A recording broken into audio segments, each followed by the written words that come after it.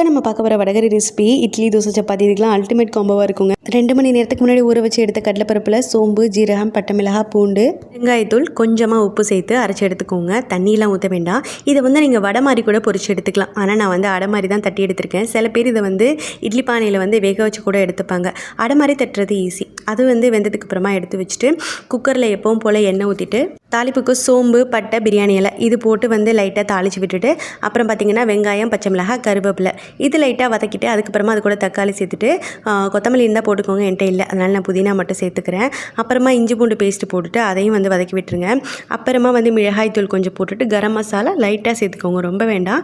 என்கிட்ட கரம் மசாலா ரொம்பவே கம்மியாக இருக்குங்க, அதனால தான் இந்தளவுக்கு கொட்டிகிட்ருக்கேன். அப்புறமா உப்பு போட்டுட்டு மஞ்சத்தூள் போட்டுட்டு லைட்டாக ஒரு மிக்ஸ் கொடுத்துருங்க. அப்புறமா தண்ணி ஊற்றிட்டு நம்ம எடுத்து வச்சுருக்கோம் இல்லையா அடை, அதை பிச்சு போட்டுக்கோங்க. எந்தளவுக்கு சின்னதாக பிக்க முடியுமோ அந்தளவுக்கு பிச்சு வச்சுக்கோங்க. இது அப்படியே அந்த கொதிக்கிற தண்ணியில் ஆட் பண்ணிக்கோங்க. எனக்கு மிளகாய் தூள் பத்தலை, அதனால் கொஞ்சமாக போட்டுக்கிட்டேன். நீங்கள் டேஸ்ட் பண்ணி பார்த்துட்டு எது பத்தலையோ அதை சேர்த்துக்கோங்க. தண்ணி ரொம்பவே கம்மியாக இருக்க மாதிரி இருந்துச்சுன்னா நீங்கள் இன்னும் கொஞ்சம் கூட சேர்த்துக்கலாம். மேக்ஸிமம் பார்த்திங்கன்னா வடைக்கறி நல்ல திக்காக தான் இருக்கும். இல்லை எனக்கு கொஞ்சம் தண்ணியாக வேணும்னா நீங்கள் இன்னும் கொஞ்சம் கூட சேர்த்துக்கலாம்.